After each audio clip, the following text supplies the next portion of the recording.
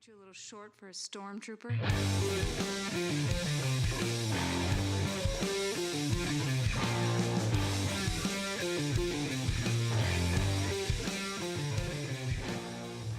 What's up, nerds? Welcome to another episode of the Multiverse Report. That's right, we are back.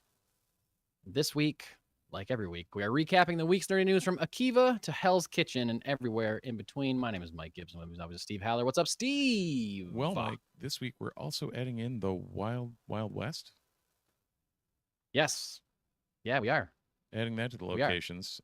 Mike may have had it in the rundown to plug it, but I'll run it right off the bat. Jumping right in. Thanks, Steve. Kickstarter has gone live, so tell us about it, buddy. Well, it's not the full campaign. It's the preview page. Oh, sorry. It's the preview page for my upcoming Kickstarter campaign. This is a project that I've been working on with a friend of the pod, Matt Flint, on art, Michael Woods on coloring. I have written it, and I will be doing the lettering as well. This is a comic book about a female bounty hunter in the Old West whose partner is a giant 8-foot gorilla. It is called I Brought a Gorilla to a Gunfight, and the preview page is on Kickstarter right now. Planning to launch it in another week or two, I believe. We don't have a set date yet. Still waiting on some art stuff to come in for the campaign, rewards and whatnot. Talking some stuff out with some people. But anyway, you can go to our preview page right now. I'm sure Steve will put the link in the show notes, but you can also just go to Kickstarter and search for my name, Mike Gibson, or you can search for I Brought a Gorilla to a Gunfight, and it will come up. You can read a little synopsis of the book, see some artwork on the preview page, and sign up to be notified when the campaign goes live in a couple weeks.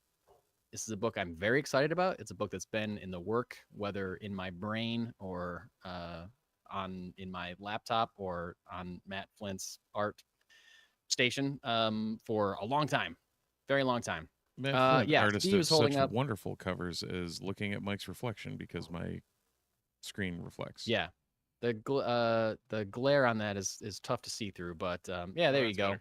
Matt Flint, known for doing some variant covers here or there for the Funky Town Comics, sponsor of this podcast, Funky Town Comics, Camillus, New York. If you've been to a comic convention in the New York State area in the last couple of years, you've probably been in the same room with Matt Flint. He's big on the convention circuit here. You might recognize his artwork. You should follow him on Instagram and all the socials. You should follow me on Instagram and all the socials, which is really, for me, just Instagram and Blue Sky pretty much right now. Sometimes Facebook when I'm doing something like this. But anyway, you should follow me so you could like all my posts and get all the information on this book, or you can go to the preview page and sign up to be notified when we launch I Brought a Gorilla to a Gunfight. Mm-hmm.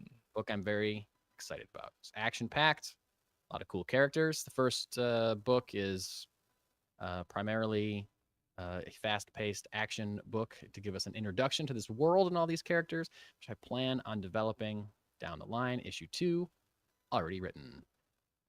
Talking to our friends at Funky Town Comics and Vinyl about a couple promotional things they may be helping out with. More on that to come. Ooh. But please, if you've ever heard anything I've said and thought that it was worth listening to, if you've ever liked me or loved me in any capacity, please go sign up on this preview page to be notified when my new comic book campaign launches on Kickstarter soon. A couple weeks. So yeah, that's my big thing. We just ripped the Band-Aid right off, Steve. Thanks for jumping right into it. I also realized that you did have it in the rundown. This is why I should read the rundown before. No, you know what? Just hit the ground running. It's clobbering time. You go.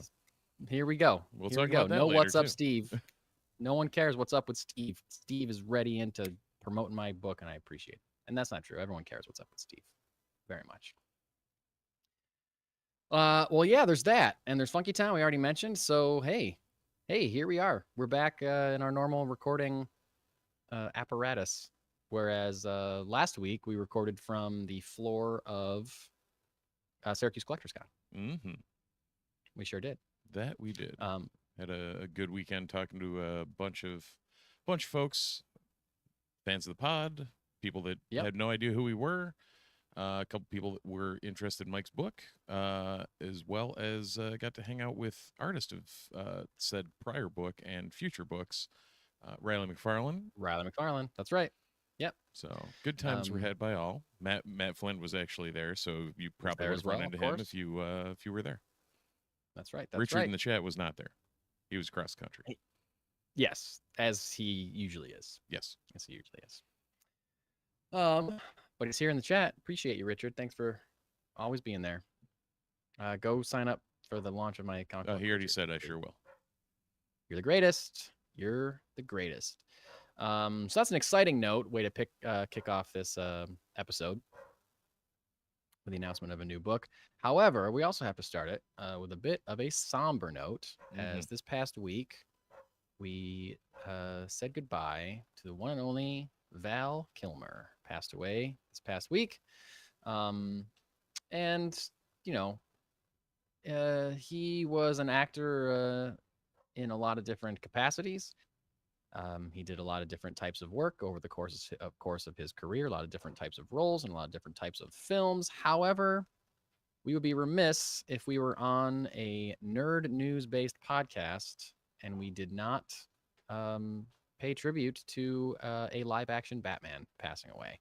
Now, of course, Batman Forever has its fans, has its haters.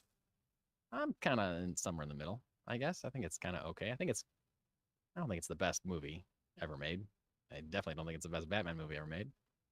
And I think Val Kilmer with another script would have been a great Batman and a great Bruce Wayne. But I think he got stuck with some interesting choices. And of course, so I guess I would say that I think Val Kilmer should be known for many of his other roles over the time he played Batman. However, Batman being one of the biggest roles in the world, one of the most talked about, that's the one that's all over his any headline of his, any tribute to him is actor that plays Batman passes away. But he was also in Top Gun, obviously. A lot of people love his role as Doc Holliday in Tombstone, movie Willow. He was just in a lot of cool stuff. But obviously, here on the Multiverse Report, we know him as Batman, and a lot of people in the world know him as former Batman. So, can't let a Batman pass away without recognizing it on a nerd podcast. So, rest in peace, Mr. Val Kilmer. Also, it was Jim Morrison in The Doors. That's true. It was Jim Morrison. He also played Blunt Man in the Kevin Smith most recent Jay and Silent Bob movie, which I never saw. I just knew that he did that. I should probably sit down and watch that. That is great on so many levels. Sorry, I had to run away. My dog is going mildly insane upstairs. So, I'm sorry to hear that. Yeah, he's been on a rip for the past hour and a half, trying to figure out what's going on. So, interesting. Well, we got a bit of news this week. We do. This past week was a thing called, oh, by the way, thank you for being with us on a Monday instead of our normal Sunday again. It's been 50-50 lately, I feel like, whether or not we're doing a Monday or a Sunday. Yeah. But within the past week, I think it was a week ago today. I think it was last Monday, which is strange. Except last weekend was also a thing called CinemaCon, which is a bunch of studios kind of getting a bunch of sizzle reels and actors and trailers and sneak peeks and things like that together and showing them for a crowd full of journalists. So journalists will then report on how these movies look, and we get sometimes things get leaked or they get officially released. Sometimes it's just for people that are in that room, wherever it is. Mm-hmm. So a lot of movie news in general, a lot of sneak peeks, a lot of previews for film critics and film journalists.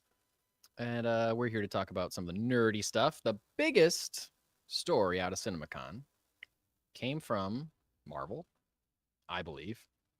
And this came from Tom Holland himself, who appeared via a video and announced the official title and release date of the much anticipated, much talked about, much debated Spider-Man 4 We now know that this film will be called Spider-Man Brand New Day and will be released July 31st, 2026. As previously reported, Destin Daniel Cretton, who directed Shang-Chi, will direct the film. And the film was referred to, I believe, by Tom Holland in his video message as being a, quote, fresh start. So there are some things about this I like. There are some things about this that I'm unsure of. It's a lot that I'm unsure of, I guess I should say. But Steve, can you enlighten maybe our non-comic readers or non-Marvel comic readers or non-Spider-Man people? What comes to mind when you hear the title Brand New Day? Well, when I hear it, it just means not as bad as One More Day. So Okay. for anyone who doesn't know, One More Day was the comic event where, to be fair, a lot of the events of Spider-Man 3 were influenced by, as well as some of the Doctor Strange mind wiping everybody, etc. Yeah, the end of No Way Home, yeah. So that inherently sets up the follow-up to One More Day, in which in comic circles, One More Day is much derided for effectively wiping everything clean and also screwing up plenty of things in various ways. It erased Peter's marriage with Mary Jane. Correct. When amongst other things, his relationships with all the side characters in comics as a way to restart the character. Yeah, basically when Peter Parker was finally getting some character development, it effectively erased everything, which I guess, to be fair, if that had never happened, we probably would not have gotten this new Ultimate Spider-Man run, which has been an absolute banger. So I guess that's true. I'll take that with a grain of salt. But the follow-up to One More Day, or follow-up to One More Day, because effectively nobody knew who Peter was Brand New Day, which wipes the slate clean. Right. This movie coming out of No Way Home wipes the slate clean. And, that Brand New Day as a comic event wasn't really derided. It was just relatively neutral on a lot of fronts. There wasn't a I whole... think it was coming off an arc that people really didn't like. Right. So I think things were down. were like, ASM... people were still mad about One More Day, so they didn't Right. really dive into Brand New Day with the attitude that maybe people wanted them to. And funnily, usually when you come out of a really bad event, it's kind of like in sports when you have a really bad manager or coach and you fire them and the next guy just takes the brunt of the the hate, like the hatred for it, and then the one after that's good. Yeah. Brand New Day was kind of that, like, we're going to take the brunt of the heat for One More Day. Sure. Less Mephisto in it, which is nice, but Yep. beyond that, there wasn't a whole hell of a lot that occurred, so it's just kind of like outside of wiping the slate clean, which we've talked about they should take advantage of in doing so to bring your friendly neighborhood Spider-Man back. I don't think Marvel will. Okay, real quick. I feel like just as you're talking, I feel like there's like a staticky thing going on. I don't know if maybe I'm the only one that can hear it. I don't know if people at home can Richard, hear you getting that in the chat? Is there like a staticky thing when Steve's talking? Let us know. If not, maybe it's just me. It's not going to bother me, but I just want to make sure if it's on the recording, we can figure it out. So I'm thinking, and specifically based on what Steve just said, I'm thinking that this is going to be one of those times when they just take a good title, because it is a pretty good title, Spider-Man Brand New Day, especially when you consider what we're coming off of with Spider-Man No Way Home. It makes sense to call this Brand New Day just because it is seemingly based on the last scene of No Way Home. Like what Tom Holland said, it seems like a fresh start. So it seems like one of those times where maybe they're just taking the title of Brand New Day and they're not necessarily gonna go beat for beat through the plot of that film, because like Steve was saying, nothing really big happened. It wasn't really a huge event, as it were.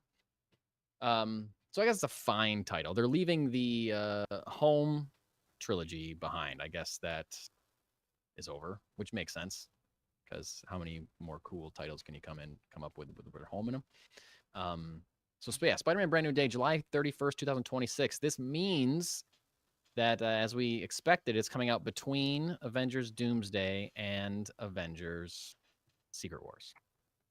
So Tom Holland's name was not on one of those chairs that they used to announce the cast of Avengers Doomsday, but that doesn't mean he's not going to be in this movie. I feel like at CinemaCon they did say that there were didn't more. they have a second drop at CinemaCon and his name was in it? Oh, I didn't hear anything official. I just heard that I heard someone say that there will be more announcements, more casting announcements made. No, I believe he was officially announced. Oh, that's not what I heard at all. Let's see. Looking it up. Steve's looking it up. Steve's looking it up. Wow, I didn't know I had a theme song. Yeah, Daniel Cretton spoke to the audience about how he has loved Spider-Man his entire life. He's very passionate about the character, which makes me feel positive about the film that he's going to make. We still don't know is that how grounded or how cosmic this film is going to be. We heard rumors in the past of Sony wanting it to be more Spider-Verse-y, crazy multiverse-y stuff. And why wouldn't they? Because, the last movie made $1 billion, and that was full of multiversal stuff that everyone in the world seemed to love except for me. So I get why Sony would want that. I just really, really, really, really would prefer a friendly neighborhood Spider-Man story. Steve, I know he's in the middle of looking something up right now, so I don't want to ask a direct question. However, you did say that you don't believe Marvel will keep it a friendly neighborhood story. Is that just because you just don't think they can help themselves? Or you're basing it on what Sony has wanted in the past and correct. How they've handled their non-Spider-Man Spider-Man characters? And even how they've handled most of their Spider-Man characters. Yeah. Like, by the time you get this far into something, they find a way to screw it up. So, inherently, you're placing a movie directly between two movies that are not coherent stories that could tie into a friendly neighborhood Spider-Man. That's a good point.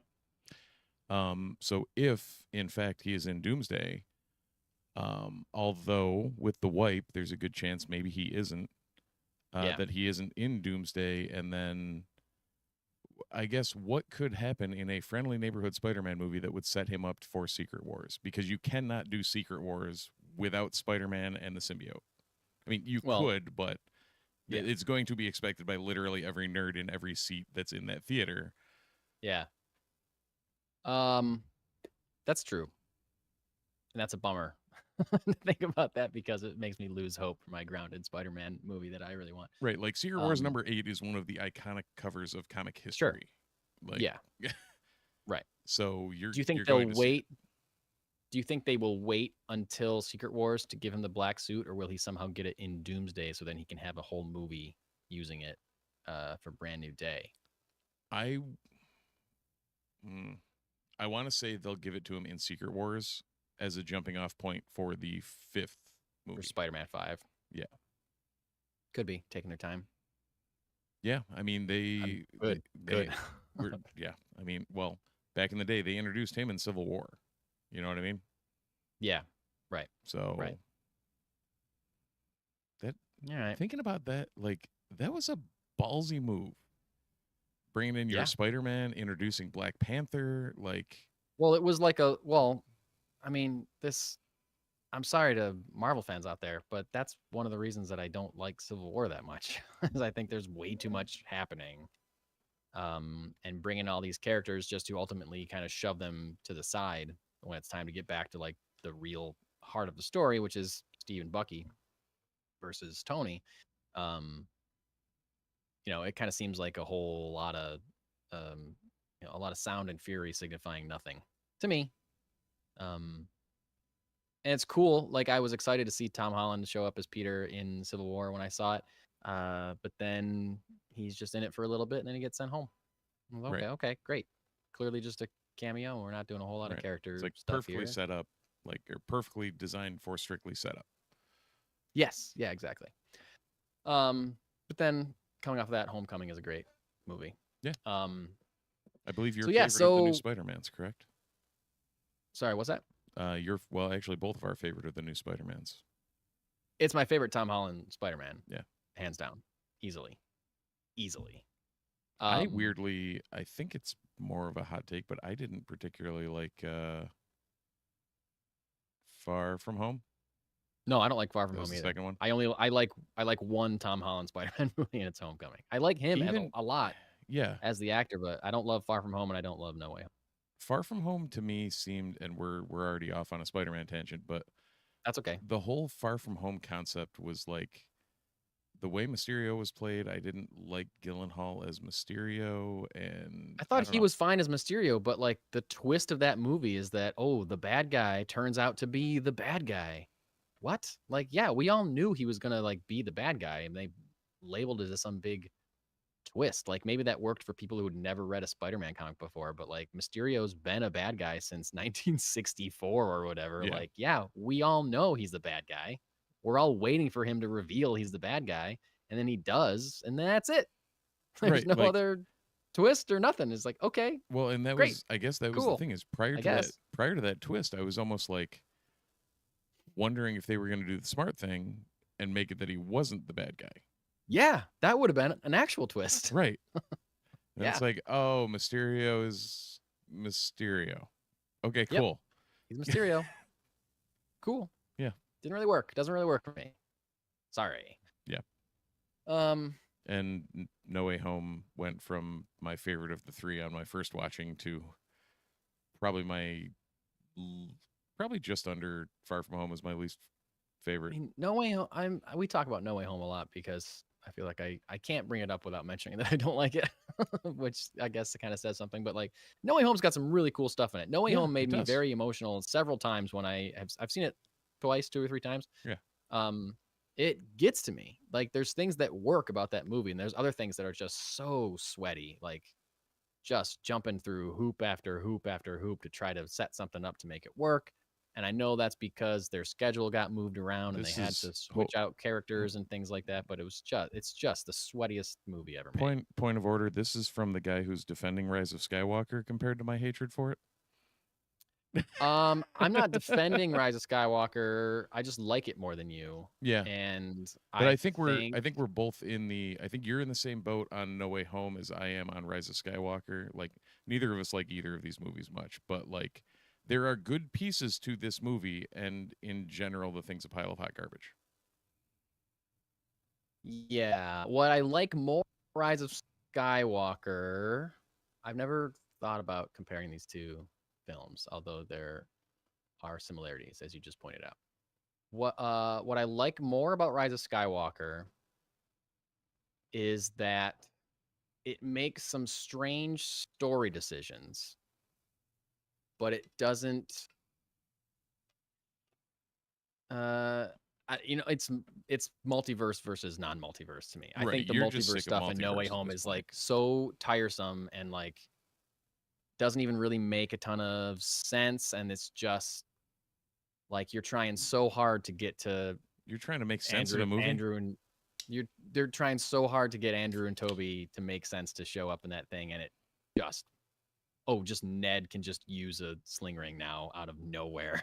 Like that's Somehow Ned was a Wow. sorcerer supreme. Yeah, exactly. Yeah.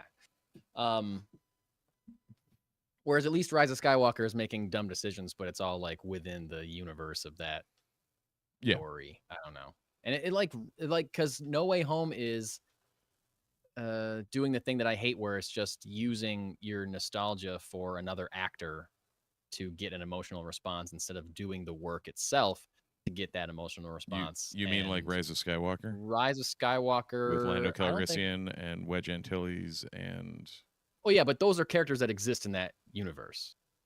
They're not like figuring out a way to get. I mean, there's to no be other fair, way to do it. It's also Star through Wars the versus Marvel. It's also through the multiverse saga, where it's a known thing that the multiverses exist and all that. So it's not. I wouldn't say it's that far out of the realm, especially knowing comics. Um,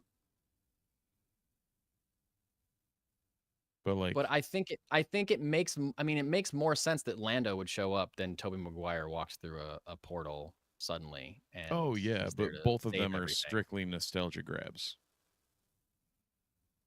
Yeah, but one is sweatier than the other one because one exists in the universe and makes sense for him to be like around a corner, and the other one have to jump through logic hoops of, oh, if suddenly this kid that has no connection Yeah. to a sling ring can open a portal to another universe he's never heard of before, and this other guy can walk through and save the day. Like it's just like, I feel like Rise of Skywalker is a very sweaty movie. I think No Way Home is sweatier than Rise of Skywalker, and you can disagree with me on that. That's fine, but I think No Way Home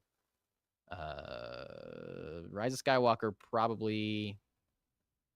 How do we end up comparing our least favorite movies in these things? I think I'm saying this. I could be wrong. I think No Way Home has a simpler yet sweatier storyline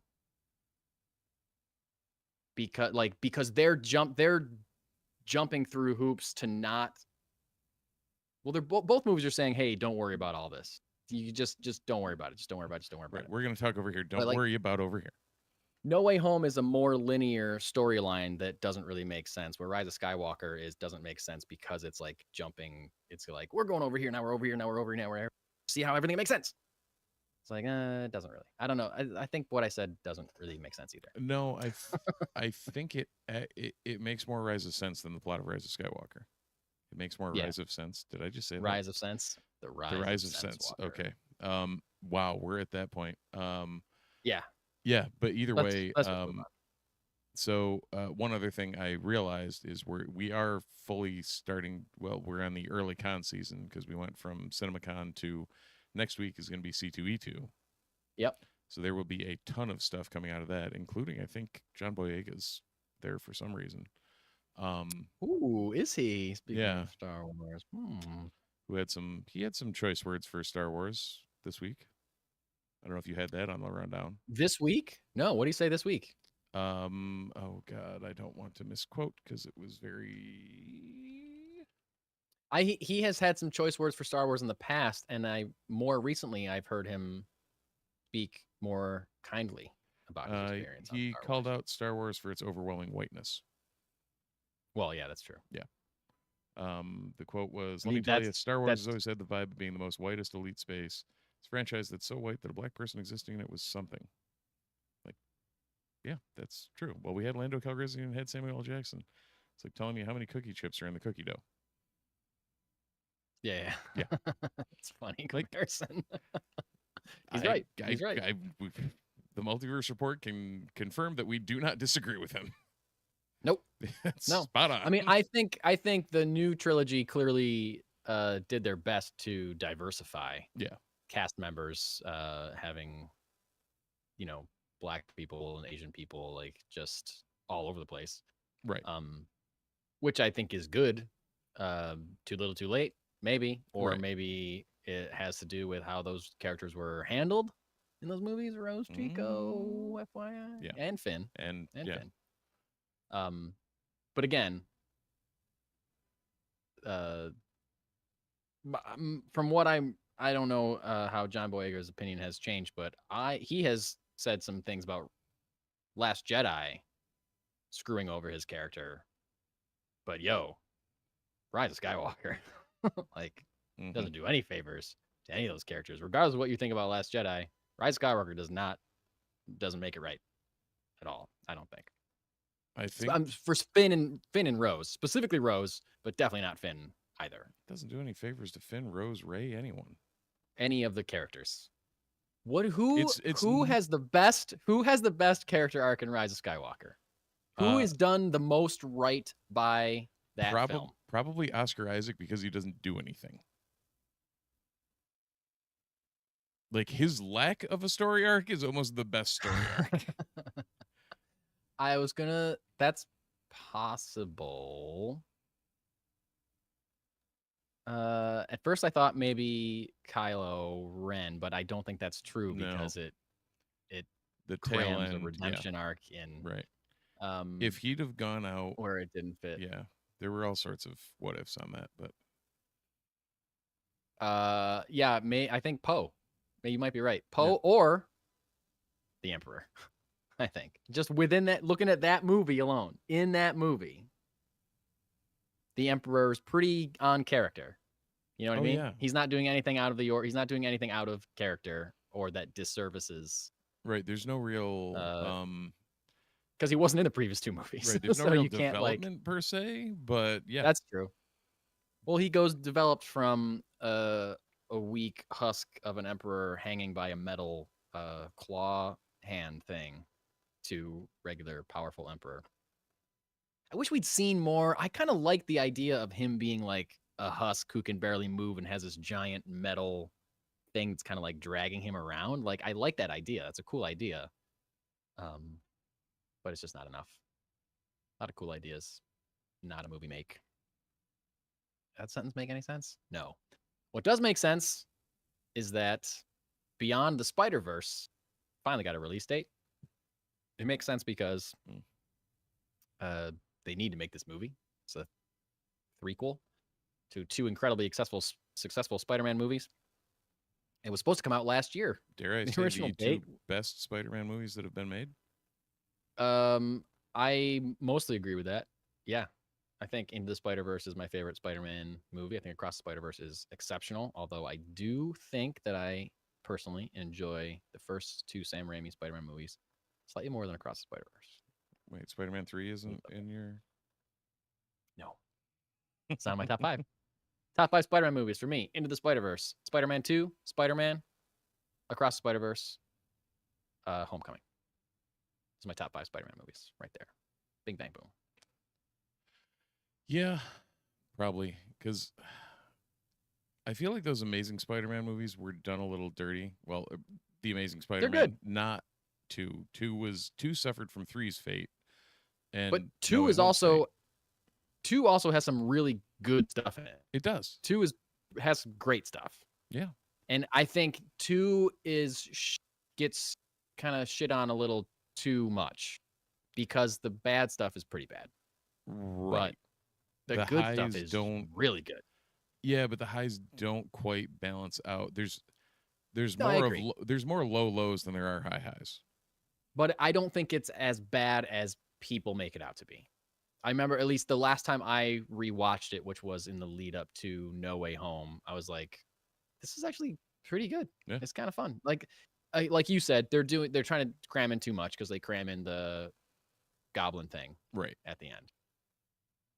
And if that had maybe had a little more time to breathe, or, if they hadn't done it, might have been a little better. But it's not quite as bad as people think. If that had at least a whole movie like you need to remotely do a goblin, yeah. Yeah, right. Just like if Venom had a whole movie like you need to if you're going to do Spider-Man and Venom. Yeah. Yeah. Yep. Anyway, Beyond the Spider-Verse, supposed to come out in March of last year. Guess what? It did not. I forgot about that. We've heard rumors that it was in trouble. We heard rumors that they threw a bunch of it out and started over. These rumors have been denied, then confirmed, or denied again. People trying to save face left and right when it comes to this franchise. I think partly because we heard about how horribly they treated all the animators on Across the Spider-Verse. They're like, we can't have any more bad press. We need people to like this movie. And it's going to come out June 4th, 2027, as of right now. So yes, animation takes a long time, especially animation that's incredible, like that we saw in Into and Across the Spider-Verse. So yeah, take your time, make it great. June 4th, 2027. A couple other Marvel/Disney stuff that came out of CinemaCon. We got some new, I wasn't there. They got some new Fantastic Four footage that revealed the Silver Surfer, as played by Julia Garner. Apparently looking good. Apparently the footage looked good. This is I heard I don't know how much of a spoiler this is that I heard something that was in that footage. And I guess I'll skip over it. But what I did hear is that it's basically it showed, they know Galactus is coming, as we know from the first trailer. Galactus is coming, and it's them kind of realizing that they are Earth's only hope, and this is what they need to do. You know, them kind of banding together. Oh, we are the only people that can stop him. The realization of that Right. was part of this footage. And director Matt Shackman, who was there, also confirmed that there are no other superheroes in the Fantastic Four universe, whatever multiverse timeline they are living in. They're the only ones. They're the only superpowered beings, and there's not going to be any other Easter eggs or cameos or anything like that. I mean, we've never heard a Um, director say that before and have that be patently untrue. True. Exactly. Especially when we've started hearing rumors that Chris Evans is going to be cast in, is going to be in Fantastic Four. Right. And But who Andrew knows? That could be a Garfield definitely post-credit scene. wasn't in No Way Home either. Yeah, that's right. Yeah, he definitely didn't say no, I'm not in that movie 1,000 times, and Right. then showed up. Speaking of Avengers Doomsday cameos, Halle Berry was on the red carpet somewhere at CinemaCon, and Black Nerd Girls was the outlet, I believe, was asking her a couple questions and asked her about some of her former X-Men colleagues showing up, their names showing up on those chairs that were revealed as being in Avengers Doomsday: Ian McKellen, Patrick Stewart, James Marsden, Alan Cumming. And the outlet said, your fans are waiting and hoping that they're going to see your name on the back of one of those chairs and that you're going to show up in Avengers Doomsday. And she said, haha, well, keep waiting. It's not going to be there. So I guess no Storm. No Storm. Until they, well, or it's negotiating, or they're like, it's not going to be there until you pay me more. I'm right. Halle Berry. Not that she's had like any like banging films lately. I feel like like she's still well respected actor for sure, but like, what has she been in the last couple of years that's lit the world on fire? Anything? I don't know.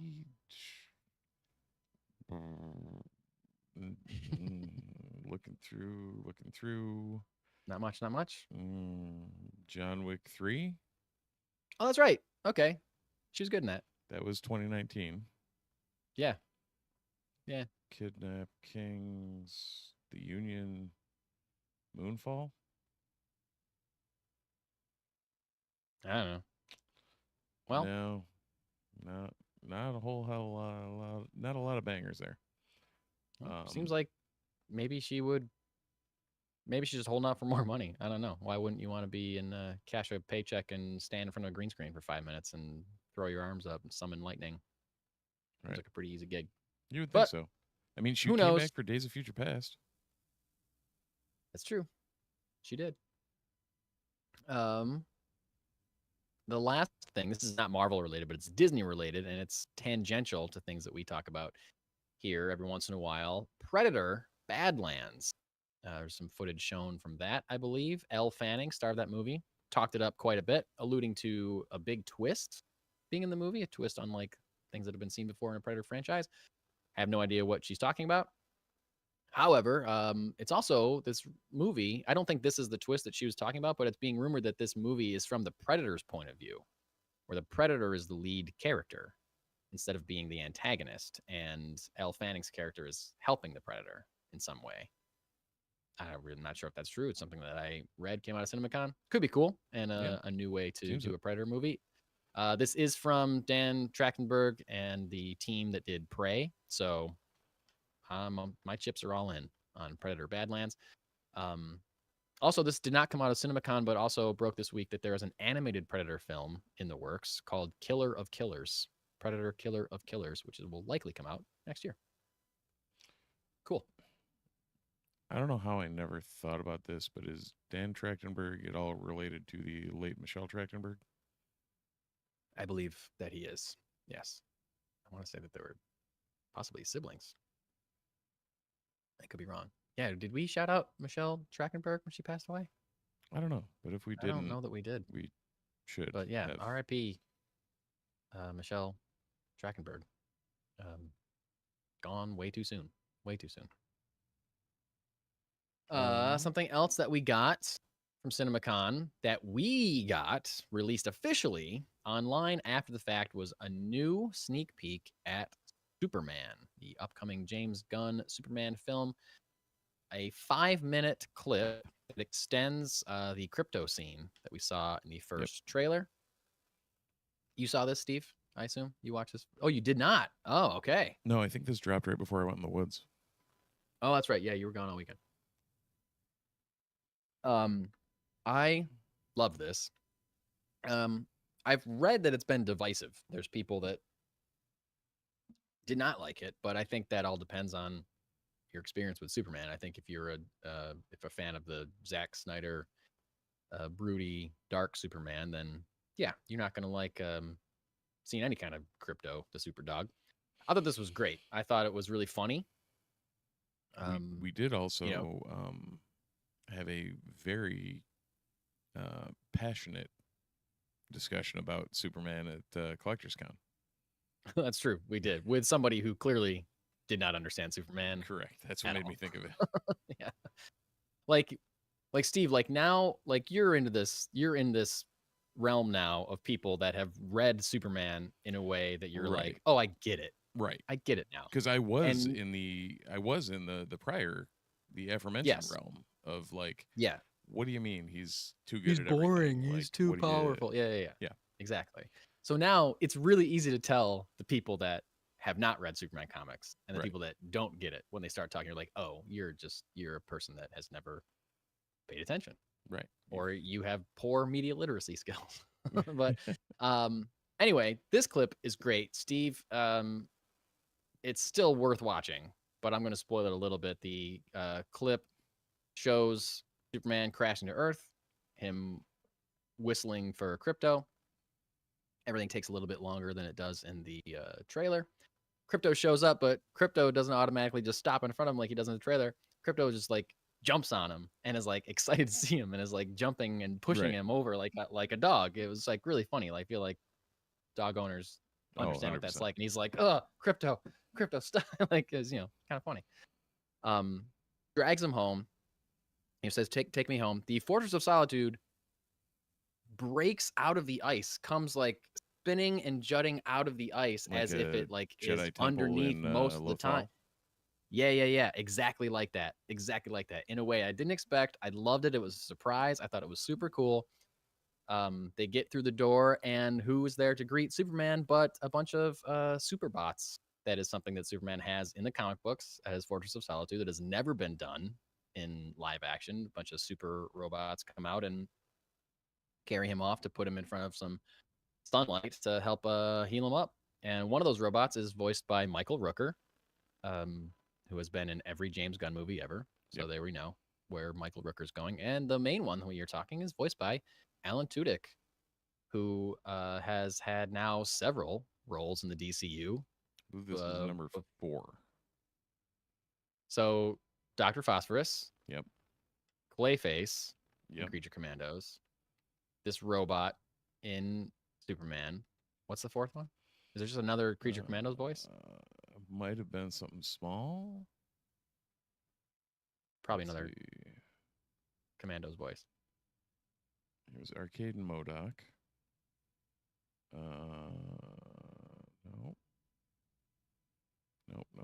Nope. Because I also read that it was 4, but He I was can only Captain name those Cold 3. in Young Justice. Oh man, yeah.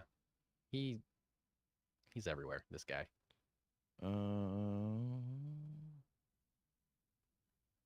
Mr. Nobody in Doom Patrol.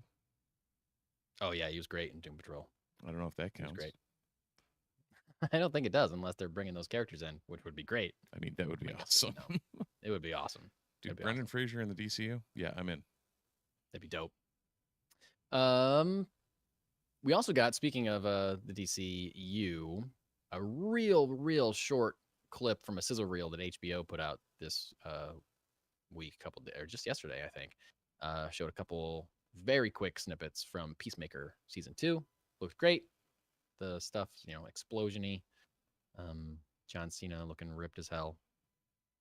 And it just made me excited. I kind of keep forgetting that Peacemaker season 2 is a thing. I'm so focused on Superman and Lanterns and these other DCU things that I'm pumped about. I keep forgetting that this other incredible season of television is getting a second season that's coming out next year, I think. Or is it later this Sounds year? I right. think it's next year. Yeah. Yeah, I don't know. I'm that not sounds sure. right. Actually, you know what? I think they date. I think it's coming out in August. I think they dated it. I think this James Gunn announced it. Sorry, I just checked the One- chat about the crypto scene. He said they Yeah. diagnosed him with at least 7 broken bones. 6 were caused by crypto. Yeah, yeah. It sounds right. It sounds right.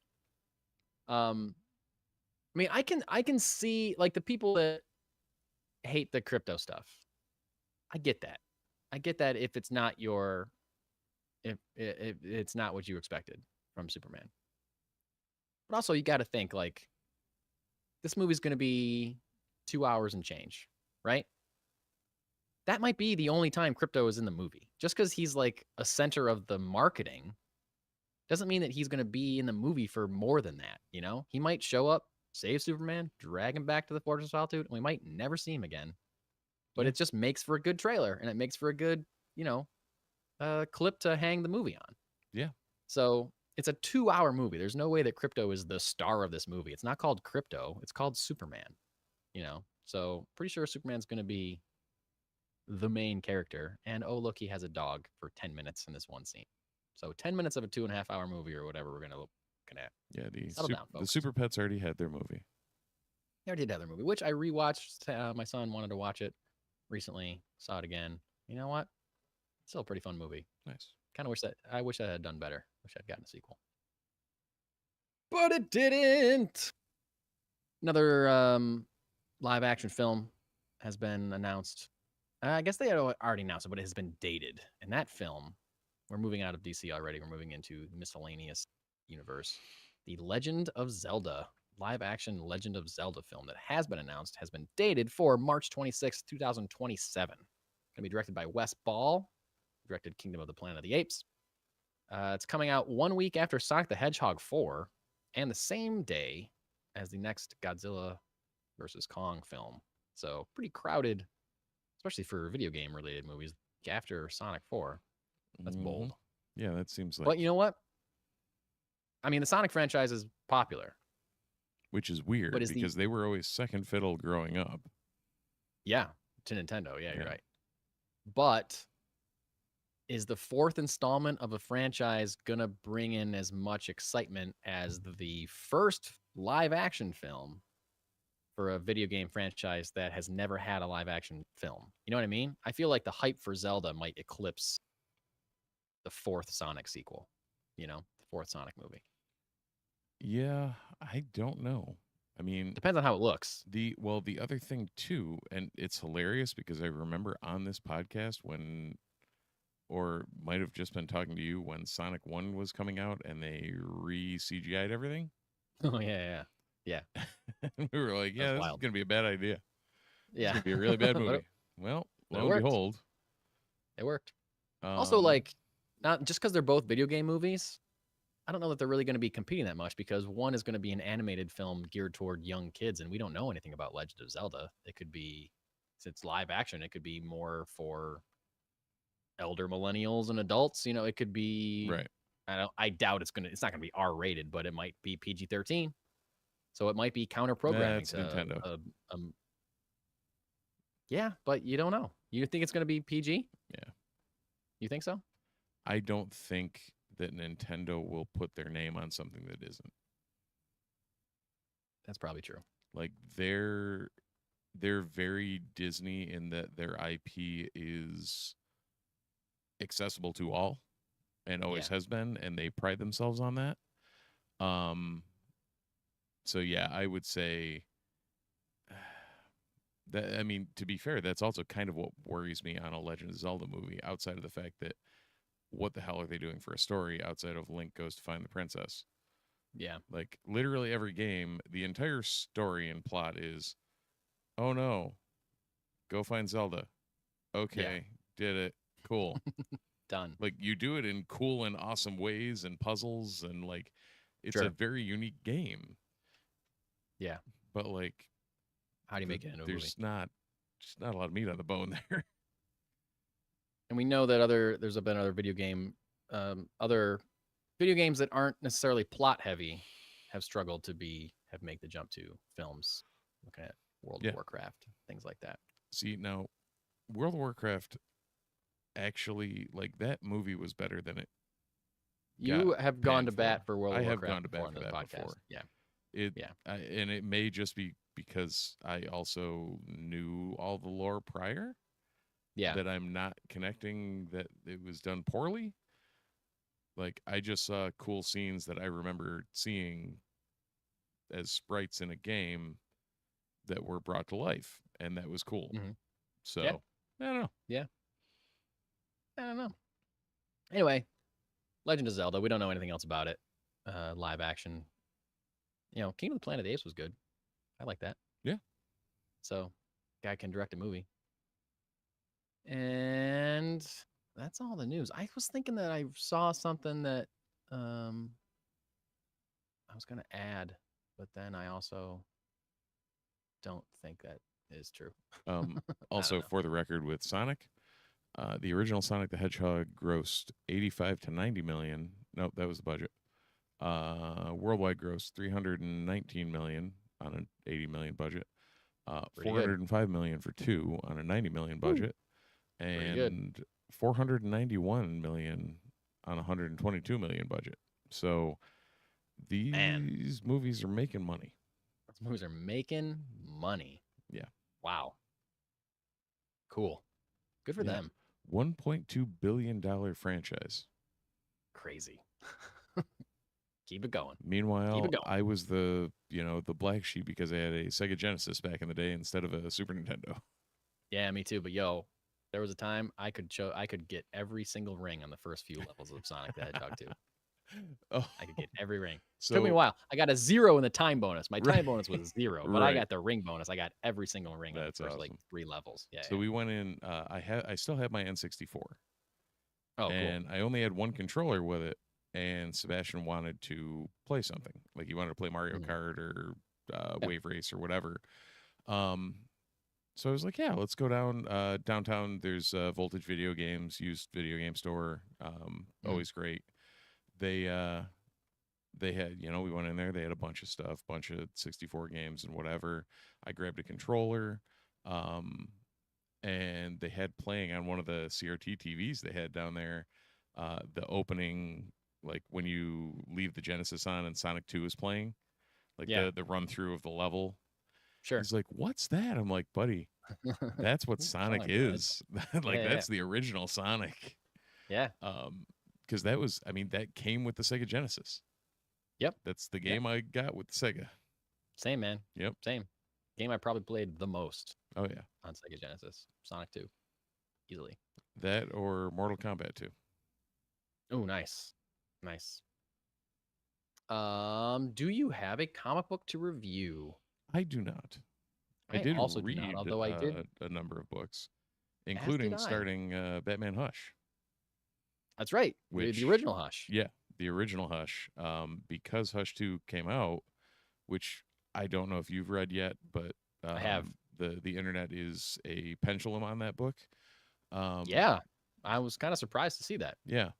But I opened up the trade for Hush, and I was greeted by very 1990s Jim Lee art, and I was like, "Yep, I'm home." Yep, yeah. Jim Lee really brings it, really knocks it out of the park. Oh, it's absolutely killer. Big and bright and beautiful. Yeah, it's killer stuff. And that's, as you can see by the picture or the logo on my head, Jim Lee in the early 90s has a place in my heart. That for sure. So. I can do it quick. I don't have it in front of me, but I got Hush 2. Yeah. And I read it, and I thought it was good. I thought it was surprising. It was different than the first issue of Hush Part 1, which it needed to be. I saw like this website that I get a lot of superhero news from, calling it like a shameless cash grab or something. I was like, what do you shameless cash grab? This is comic books, man. What are you talking about? Everything's a cash grab. Like, they're trying to get you to buy. Like, I don't understand what you're talking about. Would you prefer a non-shameless cash grab? I feel like if it was a shameless cash grab, it would be like a different creative team or something trying to sequelize Hush. That's a cash grab. When you get you get Jeff Loeb and Jim Lee back together, like, I don't know if it's a cash grab. They're like literally making a sequel to the thing that they made. You might not like it, but I don't think it's a cash grab. And I doubt that Jeff Loeb would have done it if he didn't have a good idea for a story. So and it's a setup issue. Like it sets up the genesis of the thing, of the what's going to happen moving forward. And I'm not going to say anything because Steve's not going to give any details because Steve is reading Hush Part 1 and it could spoil a couple things. But I thought it was good. It was darker than I expected it to be. It was kind of more intense than I expected it to be. Certainly sets up some moral quandaries for Mr. Bruce Wayne. I liked it. I'm interested to see where it goes. The other book, one of the other books that I read, I caught up on Birds of Prey, still excellent. But the other book that I read that I just thought was incredible was Absolute Martian Manhunter. And I still haven't. That's still on the pile. Everybody I've Yeah. talked to has been like, "You need to read this yesterday," and I'm like, Yeah, "I need excellent. time since yesterday." Yep. Excellent. Very creative. I'm not really sure. All the Absolute books so far have kind of like twisted the characters' origins in some way. And this book did it really cool, but also I'm not even really sure I'm not even really sure if this guy's even a Martian yet. I don't know what's happening. Like, where are these things coming from? I can't, without giving things away. Yeah. The art is great. Javier Rodriguez crushing it. Very creative. Like the final page is very creative, I will say. Just really good, really great. And Absolute Flash was great as well. Very cool way to utilize that character. So yeah, Absolute Universe. I just bought Absolute Green Lantern too, but I haven't read it yet. So I'll see how that goes. But Absolute Universe continues to crush it. And speaking of the Absolute Universe and comic books in general, this week in your local comic book store, you may find the following books: Absolute Batman number 7, Action Comics number 1085, Alien Paradiso number 5, Amazing Spider-Man number 1. Is that a typo? That's got to be a typo. No, they are Or relaunching is a it- number 1 with Oh, who's it's on a it now? relaunch. Who did they put on it now? It is almost there. Joe Kelly and Pepe Larraz and John Romita Jr. Oh, okay. So, All right. New Amazing Spider-Man number 1. Jump on it, people. Aquaman number 4, Batman and Robin number 20, Batman Dark Patterns number 5, Daredevil number 20, DC Horror Presents Creature Commandos number 6, Fire and Ice When Hell Freezes Over number 1, Green Lantern Corps number 3, Incredible Hulk number 24, Laura Kinney Wolverine number 5, Phoenix number 10, Return of the Living Dead number 3, Spawn number 363, Star Wars Jedi Knights number 2, Storm number 7, The Moon is Following Us number 8, Transformers 19, Ultimates number 11, Uncanny X-Men 3, and Vatican City number 1. My big pull was last week, Birds of Prey, Poison Ivy. I also picked up the Vigilante and Eagly special. I did actually pick that up. I haven't read it yet, Mike, but yeah. Mike, I think Mike had read it and talked me into it. He was like, "No, this one's worth grabbing." James Gunn's writer on it. Yeah. Super cool. Yep. Dude is in charge of DC Studios and he takes time to write a comic book. Because why not? So awesome. So cool. Yeah, I think I'm still pulling Hulk. Yeah. And Batman. Absolute Batman. Sorry. Absolute Batman. I was like, you're getting Batman and Robin? Cool. Oh, and then I picked up Jedi Knights 1. I want to read it before this week to see if I want to pick up Jedi Knights 2. Yeah. Cool. So. Yeah, I don't think there's anything in here for me. No, I fell off Laura Kinney. It's on my pull list for sure.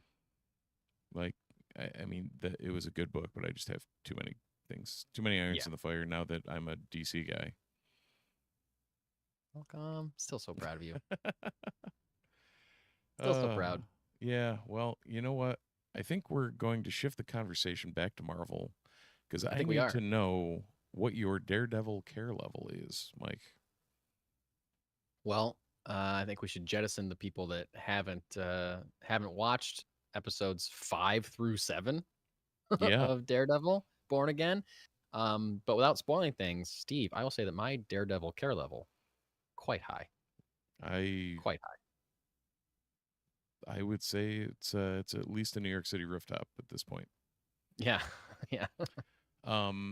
Yeah. So if you have not seen Daredevil, this is your friendly neighborhood spoiler warning to take off. But before you do, please feel free to like, subscribe, check us out on YouTube, on your podcatcher of choice, on Instagram, on Blue Sky.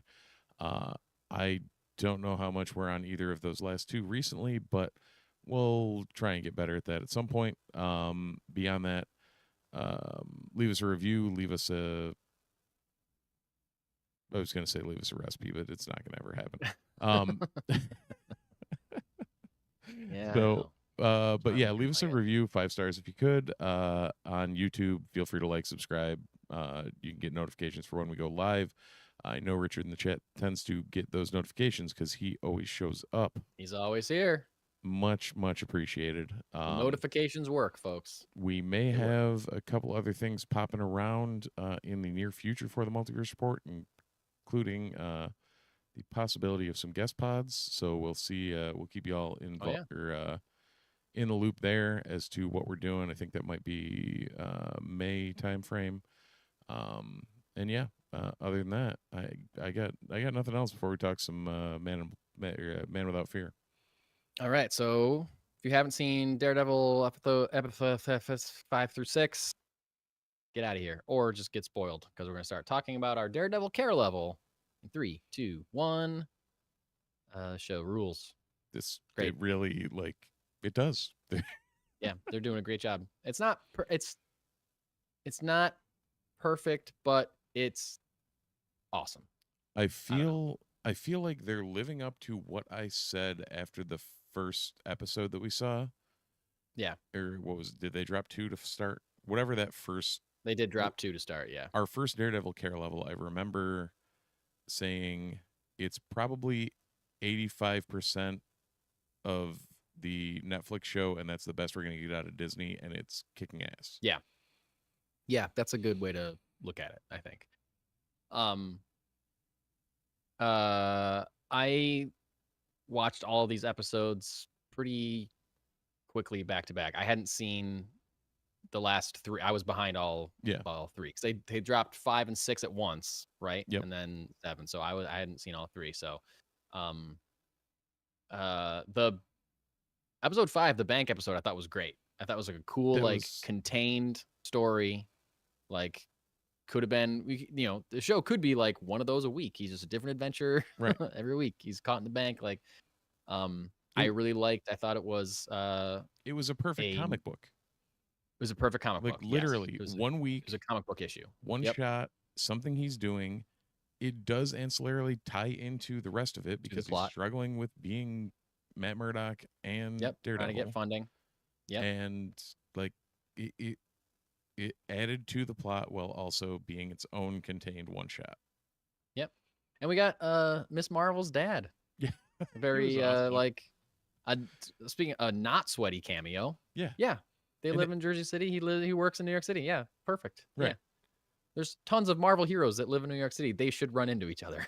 Yeah. There should be crossover. Yeah. And if you didn't ever watch Ms. Marvel or knew anything about the character, you'd have no idea who it was or what was going on. Yeah, it doesn't matter. It just was a dude at the bank that likes his daughter. Exactly. Proud of his daughter. Yeah. Yeah. Yeah, I thought that was really cool. And the fact that Matt didn't know who Miss Marvel was great. Yeah, right. He's like, no, not familiar. Well, I like that. I like just because we know who all these characters are, doesn't mean that they know who each other are. Or right. It's because we've seen the Marvels and we know that Kamala Khan has gone to space. How would Matt Murdock possibly know that? Right. I'm just a guy. I'm a lawyer. I don't know what's going on in every corner of superhero world. So we do find out that the people robbing the bank they're loosely employed by Vanessa, or they're one of the gangs that was running for the Fisks. At one point, whatever I keep wanting to say tracksuit mafia, but it's not the tracksuit mafia. It's just the dude that was wearing tracksuit. But that's a reference to the tracksuit mafia, though, right? I think it's gotta be. It is. It's for sure is. Which I like. Yeah. And the other reference to Hawkeye, I did not expect at all, but I love the swordsman. Oh yeah. Yep. Yeah. Yeah. When he showed up, And it not, was like, oh, great. but they also first they showed like it was like one of those BB Ulrich videos of like him actually stopping like a crime or whatever, like with a sword, dressed in black. I was like, oh, amazing. And then that actor shows up in it's like episode 6. He's talking to Fisk at the dinner fundraiser there, or whatever. Yeah, and he's like being real, like in his face, like, you know, you can't fool us, and we're smarter than you think we are, and we know you're a criminal. And I was like, this dude's awesome. Yeah, like I don't remember thinking he was this cool. And Hawkeye, well, you're supposed to think you're supposed to be on Kate Bishop's side and not wanting her mom to marry this guy or whatever. But like, turns out that he's fine. Yep. But yeah, I thought it was great. And again, that's another like, yeah, they're both in New York City. Put them in the like an easy cameo. Easy cameo that connects the MCU. Right, without feeling heavy-handed on it. Exactly, without having to open a portal. Right. As we were talking about earlier. Obviously, let's jump right to this. My favorite thing about the most recent 2 episodes is that he put on the goddamn suit and started punching people in the face. He really did. There were a lot of broken limbs. There were a lot of people punched in the face. Yep. So great.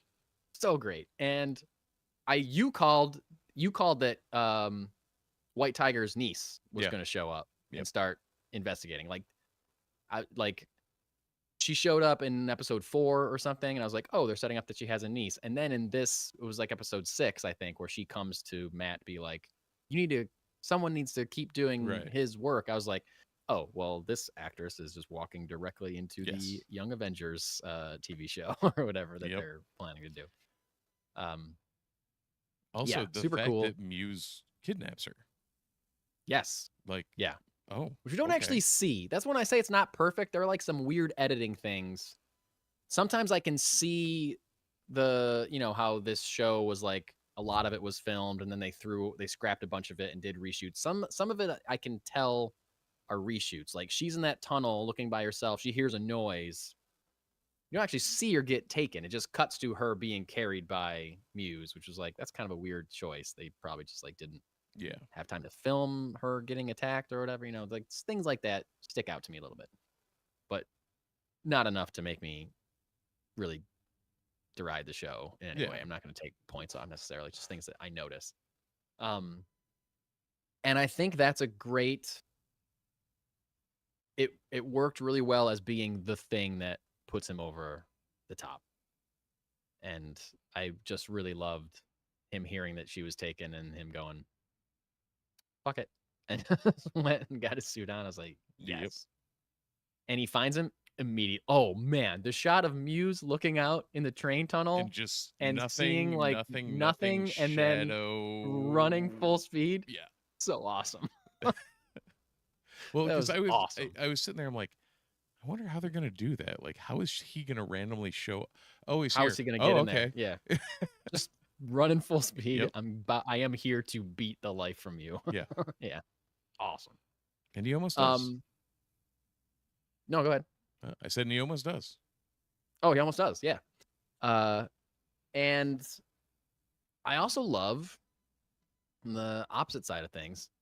I love the because they've set up, that scene in the diner in episode 3 or whatever with Murdoch and Fisk.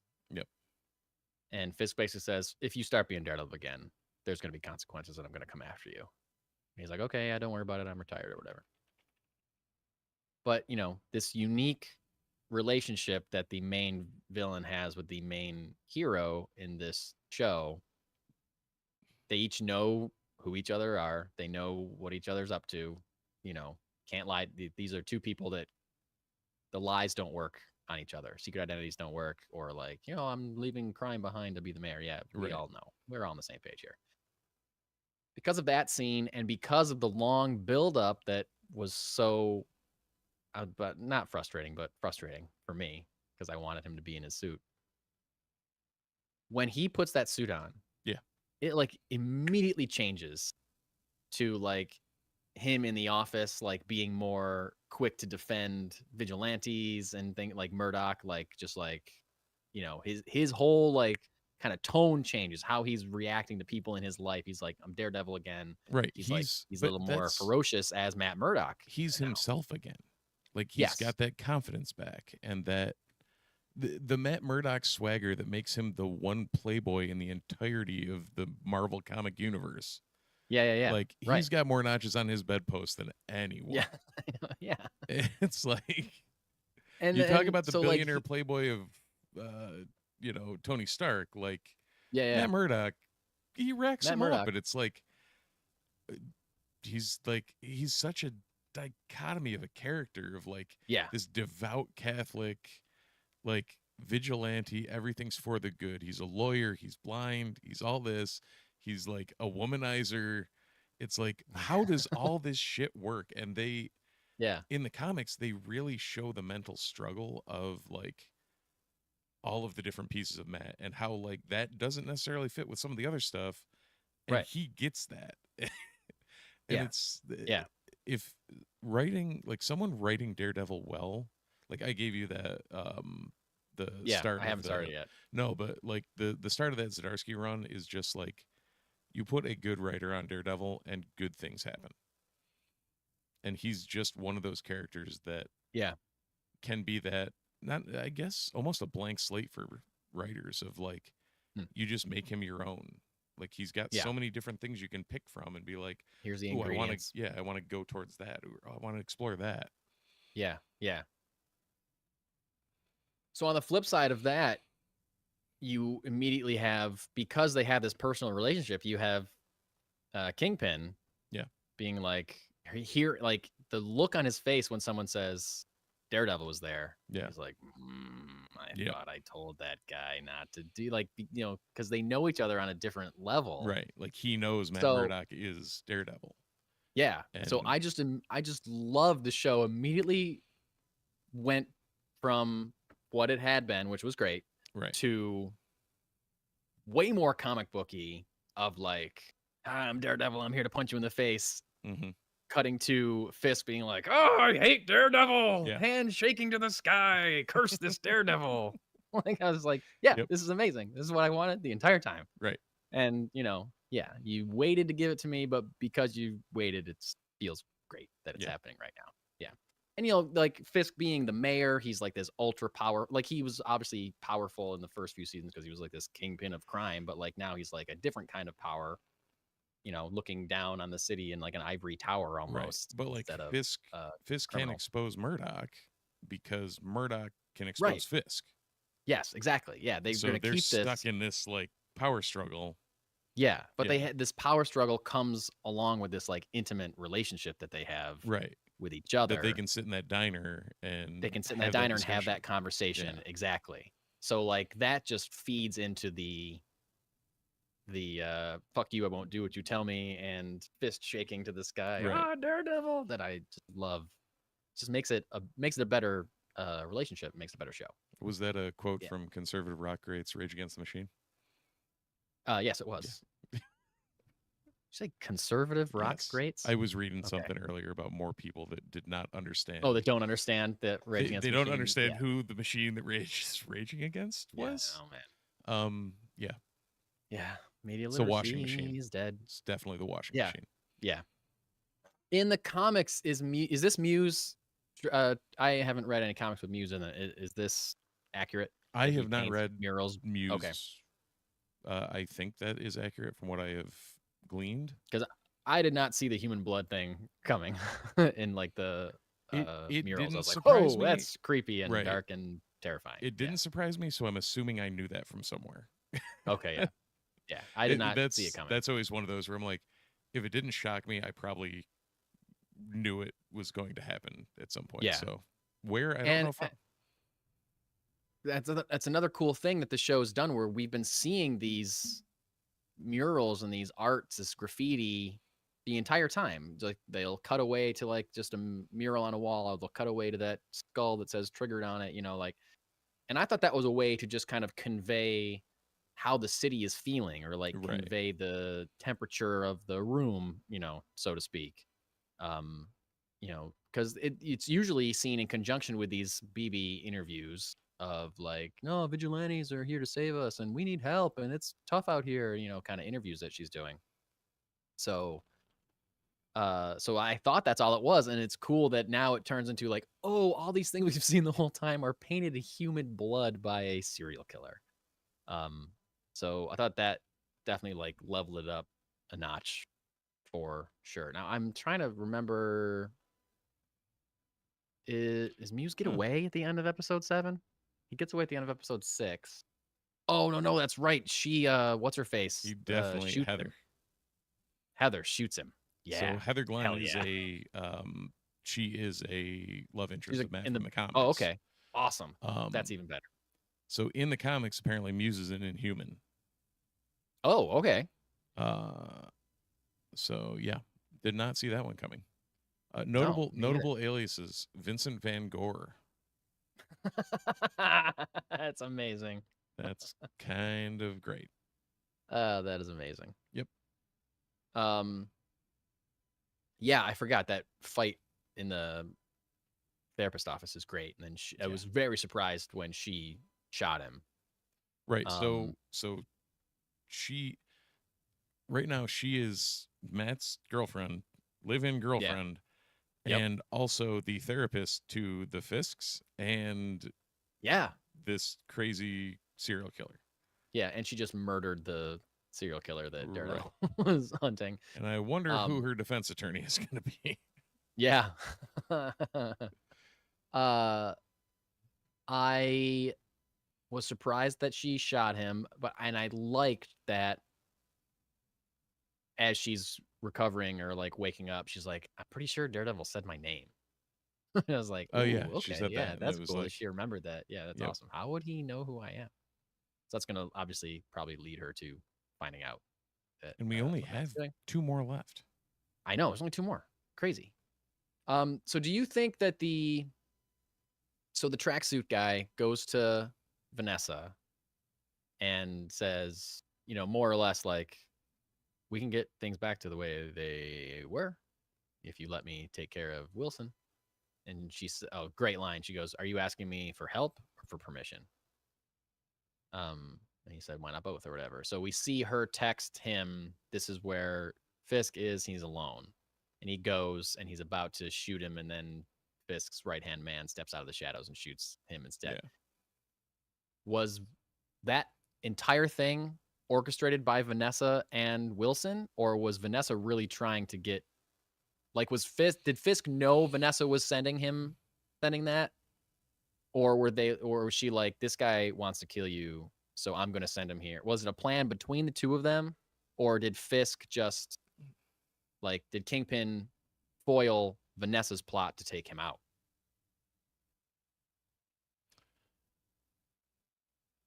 I have no idea, because it really could equally be either. I know. Like, they did a very good job of leaving that ambiguous. Yeah. And because even he's like, call my wife and ask her if she wants me to bring home a kind of thing. And I was like, some wine or whatever. And I was like, ooh, is that him saying, like, it could be either way. It could be, is that him saying, hey, I'm still alive, it didn't work? Or is that him saying, hey, it worked, I'm still alive, I'm coming home, don't worry, you know? Like, yeah, because even coming out of, like, every conversation you see with the two of them ends up, you can't tell whether things are going better or worse, or both, which I like. or Mm-hmm. Yeah. So I guess we'll see. Because I at first I thought that she was trying to have him killed. She was assisting in his assassination. But then I read someone else thinking it was the other thing, and I was like, well, it definitely could be either one. And I don't know. I'm just gonna wait for episode 8 to tell me. And we won't have to wait long because it's coming out tomorrow. Absolutely. Now, I still haven't figured this out. Does it come out at a specified time or just on Tuesday? I haven't checked. I have never, so far, I have not watched one on the day it's come out, so I don't know if it is like midnight tonight or if it's 9 o'clock on Tuesday. I'm just thinking, like, if I feel like the last couple wake shows up in the morning, can I watch it early? Can I watch it? Yeah, I don't know. I don't know. But Hmm. yeah, it's great. Loving it. I hope Punisher comes back. I want to see more Frank. Yeah, yeah. I mean, even if Like he we know they're doesn't, working on where they season 2, but used like him was like it was so perfect. perfectly done. Yeah, it was Like great. I would love to see Frank in action. They did mention him in this one 6 or 7 because she It Heather's was wants to in start writing about vigilantes yeah, again. I think it was in 6 that they mentioned him, and then in 7, Fisk creates his little SS group there That's right. Yeah. Yeah, which you with called. with the little the guy that knows uh Daredevil or Matt can kick his ass. Yeah, right. So The that'll corrupt be cops. yeah. Yeah. Oh, one of them, I can't remember the name. It flagged for me. He's in the he's in that the Zdarsky run I gave you. Um one of the guys that's one of the corrupt cops. I Okay. guarantee he'll turn good, Oh, okay. but I can't remember which. Yeah, I that remember which one one it guy that was, but the one that was like asking probably questions and that. there's only the one other guy that they gave any kind of Yeah, backstory to yeah, at all. And his wasn't even that bad. Like his wasn't like doing anything for money. It was just like this bad guy went free, and so it's implied that I went to kill him or something like that, which is still like outside the law, but that's more like vigilante justice than like crooked, corrupt. yeah, Like you're not killing a witness or something like this other guy was trying to do. yeah. I got a hunch there's something So coming up where he'll come good yeah, all because right, they even kind of set that up during, like you said, yeah, it he didn't wasn't. seem that bad. Yeah, but so yeah, we'll see. We'll see. Like you said, there's only 2 episodes left, and we know there's film to season 2. Yep, But where is season 1 gonna leave off? I don't know. I We're don't know. getting a cliffhanger. They're gonna wrap things up. Something tells me if they're already filming season 2 and they're confident in season 1, then it might be a bit of a cliffhanger. But we'll see. Yeah, I would assume we'll get some sort of resolution with Yeah, a decent on some decent stuff. hanging. Hey, look over here! It's coming next year. Yeah. Right. Yep. So We shall see. Oh, I also mhm. read a thing about someone asked Vincent D'Onofrio if he is going to show up in Avengers Doomsday or Spider-Man, and he said apparently that's part of the contract is that he can only be in TV shows. Oh, Apparently, and I think it's probably because Sony owns that character.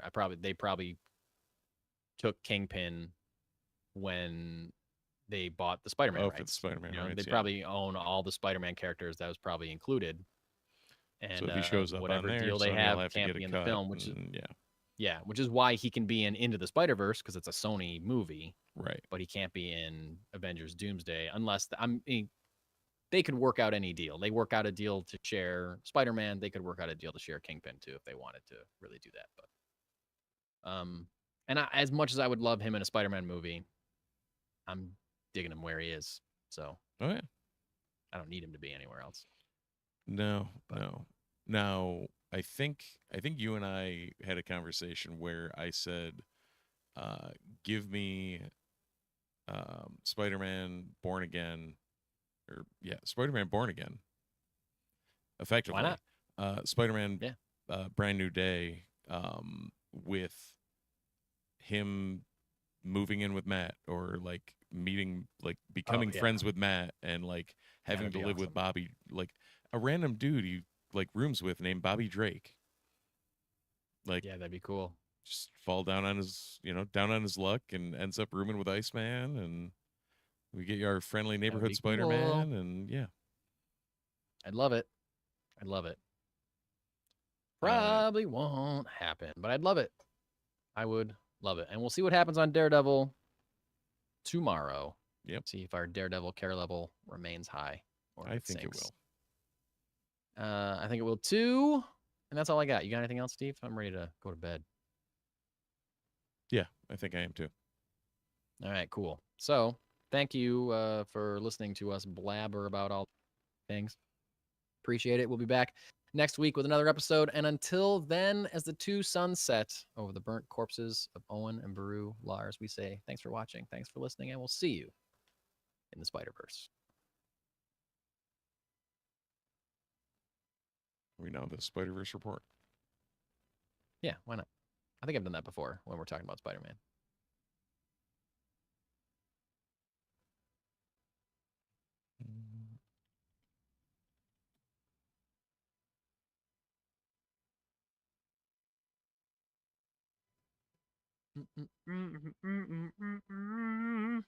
So we've had 6.65 or 6.65 thousand all-time downloads on our episodes. Oh, cool. Good for us. So the other night when I was watching episodes 6 and 7 of Daredevil Born Again, Yeah. I had these THC gummies, right? That the lady at the place I bought them from, they're like, "Oh, it's really good, full body high, whatever." I take one, it's like barely anything. I'm just like, it's not really kicking for me. I'm gonna take 2. So I open the bag, but the bag has been squished a little bit, right? So like they're kind of like stuck together. So I have to like pry a couple apart. And I'm like, I think this is 2. So I take 2. I don't know if it was just taking 2. I don't know if I took more than 2 accidentally because they were squished together. Yeah. Probably the highest I've ever been watching Daredevil episode 6 and like 7. 0 to like